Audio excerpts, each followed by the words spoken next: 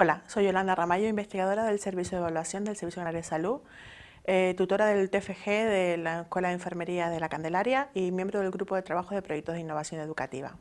Vengo a hablar sobre el muestreo y el cálculo del tamaño muestral.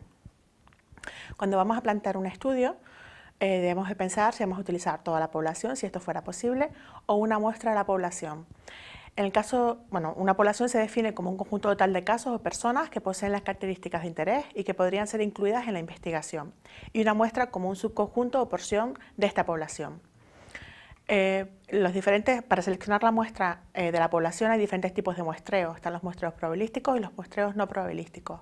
Los primeros son los únicos que garantizan la representatividad de la muestra con respecto a la población. Si cada elemento de la población tiene la misma probabilidad de formar parte de la muestra, estamos hablando de un tipo de muestreo probabilístico. Tienen que ser en poblaciones identificadas, no muy grandes, y poblaciones no muy dispersas. Los no probabilísticos no tienen la misma probabilidad de formar parte cada uno de los individuos de la población. Dentro de los muestreos probabilísticos tenemos el muestreo aleatorio simple, cuando todas las unidades que componen la población son conocidas y tienen igual posibilidad de ser seleccionadas en la muestra. Está recomendado para poblaciones no muy grandes y de estructuras sencillas.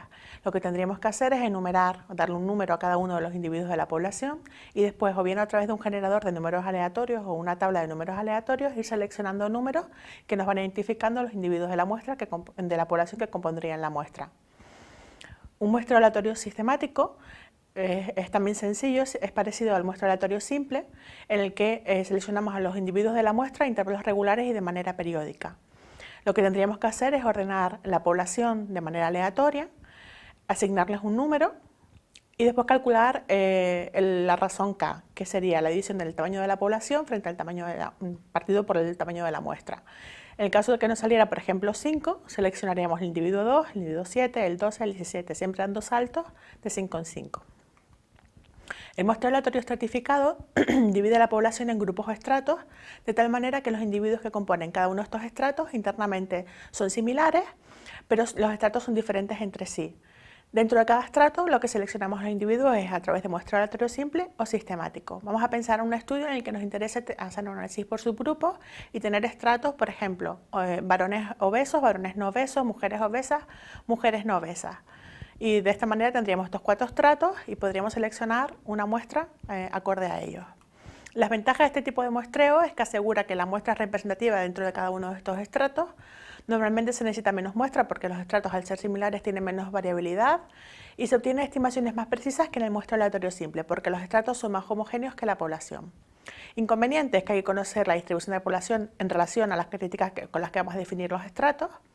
Hay que tener listados de toda la población y el cálculo de las estimaciones es más complejo.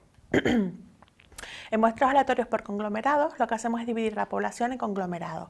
Lo que hacemos es aprovechar la división natural que ya existe de la población, por ejemplo, en hospitales, barrios, centros de salud o provincias. Los conglomerados, dentro de ellos, son heterogéneos, pero entre sí serían unidades homogéneas. Y lo que hacemos es seleccionar conglomerados o bien por muestreo aleatorio simple o sistemático. Las ventajas de este tipo de muestreo es que es eficiente cuando la población es muy grande y está muy dispersa, porque se reducen costes y no es necesario tener listados de toda la población, solo de aquellos conglomerados que nos interesan. Y como inconveniente, pues que tiene un mayor error estándar y esto después se ve traducido en una necesidad de mayor tamaño muestral. Los tipos de muestreo no probabilísticos se usan sobre todo para investigación usando metodología cualitativa, aunque también los podemos ver en estudios en los que se habla, por ejemplo, de que se reclutan pacientes de manera consecutiva, los que acuden a una consulta en un momento determinado. Esto sería, por ejemplo, un muestreo accidental, que se hace sobre la base de presencia o no en un lugar y en un momento determinado. Hay otros tipos de muestreos no probabilísticos, como el de bola de nieve, por cuotas o casos extremos, pero cualquiera de ellos no te garantizan una representatividad de la muestra con respecto a la población.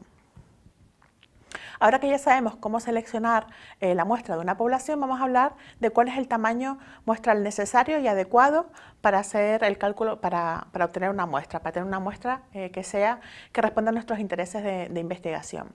Cuando tenemos una población, como hemos dicho, lo que hacemos es seleccionar una muestra y medimos sobre esa muestra.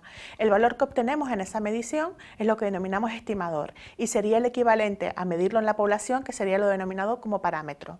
Si pensamos en que queremos saber la altura media de los canarios, en vez de medir toda la población, podríamos medir una muestra de esta.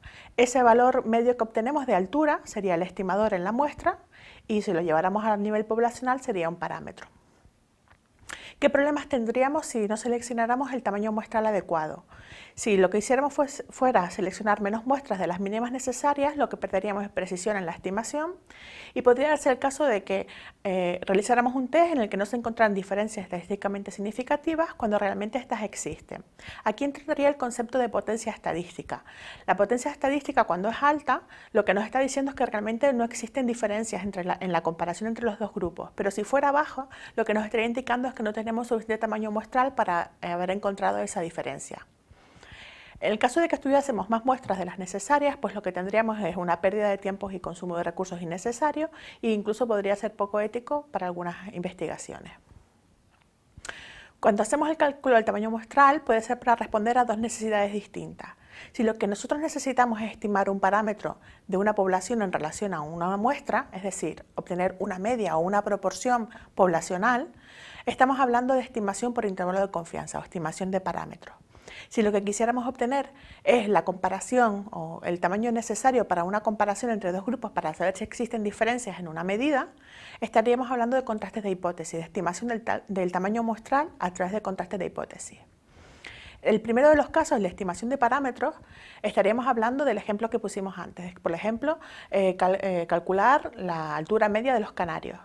Y en el caso de contraste de hipótesis, pues cuántos individuos serían necesarios para conseguir detectar diferencias estadísticamente significativas entre dos grupos. Cuando estamos en estimación de parámetros, los conceptos básicos, lo que vamos a necesitar para sustituir en una fórmula de cálculo del tamaño muestral es la precisión de la estimación, que la fija el investigador, y con esto lo que queremos decir es cuánto estoy dispuesto qué error estoy dispuesto a cometer al hacer la estimación.